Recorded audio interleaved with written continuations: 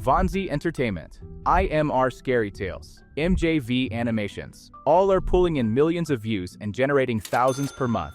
And here's what caught my attention. Although their content is hand-animated, it can still be created with the use of AI. Full cinematic horror stories that look studio level, but they're being produced in hours, not weeks. I spent the last few weeks reverse engineering these channels, testing tools, and building the system from scratch to see if it's actually scalable. It is. Horror content works because humans are hardwired to engage with fear, survival instincts, curiosity about danger, understanding threats. You're not fighting competition, you're tapping into behavior humans have repeated for thousands of years. I've been building faceless channels for years. Some worked, others didn't at first. But horror animation is different because the format has always had an audience, no matter the time of year. And right now, the barrier to entry is lower than it's ever been because of AI tools. Before we jump into the workflow, this is a snippet of what the final animation looks like. Full cinematic horror story, AI generated, professional quality. It was December 18th when I realized the man in the Santa suit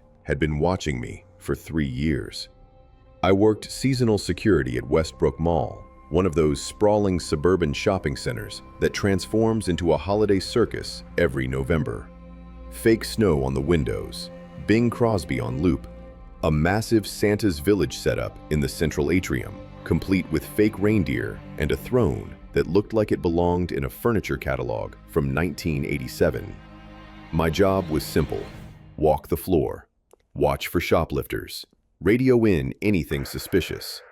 Most nights, I dealt with teenagers pocketing jewelry from Claire's or exhausted parents losing track of their kids near the food court. Standard stuff. The Santa situation started as background noise. Every mall has one. A guy in a red suit, white beard, sitting on a chair while parents pay $20 for a photo their kid will cry through. Let's get into exactly how this gets made.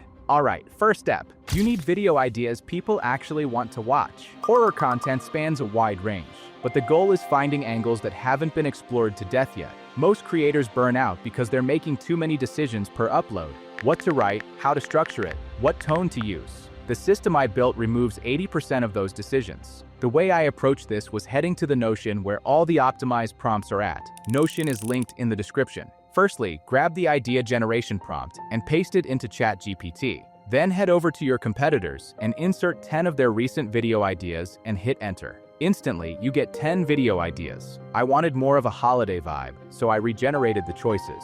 The key is volume. Generate enough ideas that you can pick the best ones and build a content calendar around them. Before moving to scripting, the next step is figuring out which thumbnail concept you'll be using. Here's why this matters. These channels aren't going viral because they're creative. They're winning because they match how the algorithm measures value, and thumbnails are the first signal. The way I approached this was looking at competitors' most recent videos, finding which title and idea similar to mine was doing well, and grab their thumbnail. And save it. We'll be using it later as a reference. Make sure you stay until the end because we'll finalize the thumbnail, and it's by far the most important step in this process. Now, let's move to the script. Retention lives or dies on your script. It's what makes 1,000 view videos turn into 500,000 ones. When people click on a horror video, they're expecting mystery, suspense, real fear. You need to deliver that through your storytelling. The way we approach this is going back to the Notion, grabbing the scriptwriting prompt and pasting it into Claude Opus 4.5.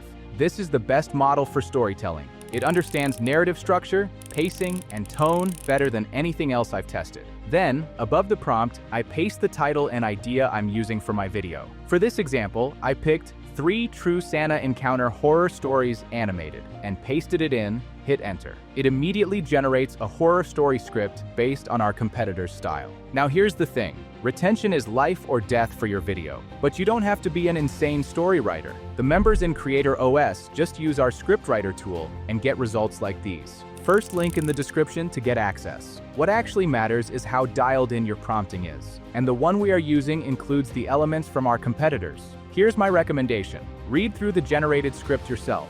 Add your own creative touches. Make the narrative more unique, because the difference between good and great is in those small details AI can't think of. That's how you build something that feels human and not robotic.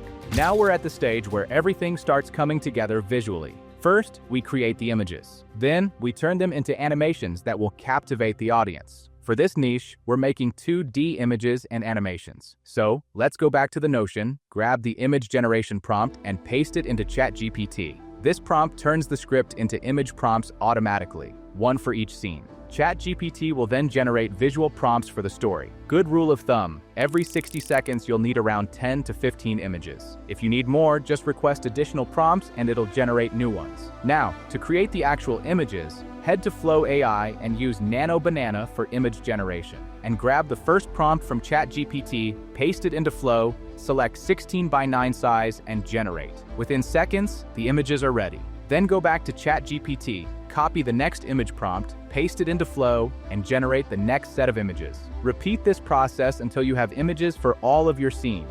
Now, once the images are ready, it's time to turn them into videos. Grab all the image prompts you just generated and paste them back into ChatGPT. Before you hit enter, head back to the Notion doc and grab the image to video prompt. Paste that into ChatGPT along with the image prompts, and it'll generate video animation prompts optimized for VO 3.1. Then head to Flow AI, select Frames to Videos, and make sure the feature is set to 3.1 quality. Upload the first image as the starting frame. Keep the end frame empty and paste the video prompt and generate. After around 2 to 3 minutes, the first animation sequence is ready. Looks highly professional and polished. Repeat the same process for every scene. Upload the image, paste the prompt, generate. I continue this until every scene has been transformed into animation. Animating our scenes keeps the editing process simple, so we won't need to do anything fancy on that stage, just simple transitions. Now, while the rest of the video animations are being produced, let's work on the voice. I use 11 Labs for this. You can use whichever software you prefer.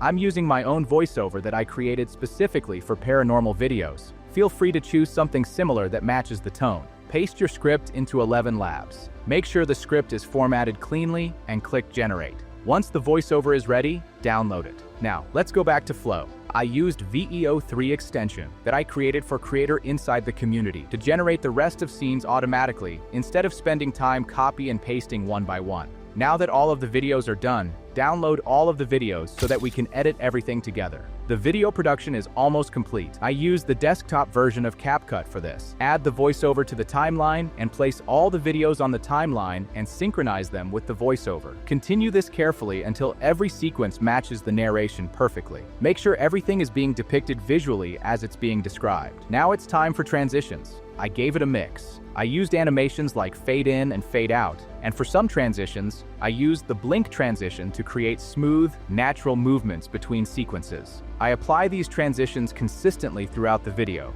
For sounds, I went ahead and raised the clip sounds so there are still sound effects, but minimal. I also added Zelantia by Mattia Turzo from the YouTube audio library to give it a dramatic feel to really tie everything together. Then, once you believe everything is done, give it a preview video, analyze, and see if there is anything to fix. Once everything is ready, head over to the top right and export the video.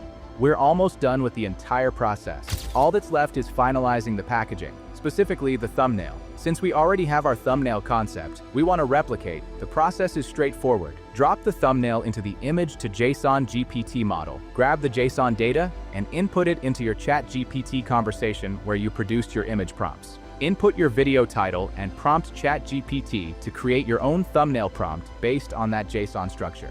Then head back to Flow, use Nano Banana, and input the thumbnail prompt into it. Make any changes or adjustments to the thumbnail and download the final version. And in just 5 minutes, we literally created a proven thumbnail. And I get it, this might look like a lot of work for a video that might not even break 100 views. But the real problem isn't the time it takes to make the video. It's spending that time on the wrong structure. Most creators don't fail because they quit early. They fail because they repeat the same broken process over and over. When the system is right, each upload gets cheaper in time, effort, and money spent. That's how channels quietly stack wins while everyone else feels like they're grinding in place. That's the gap Creator OS is built to close. If you want to keep experimenting alone, that's fine. But if you want to see what's already working across niches, formats, prompts, structures, that's what Creator OS is for. People exactly like you who are actually creating channels, testing systems, and sharing what works. First link in the description or pinned comment if that sounds like where you need to be. Thanks for watching. See you in the next one.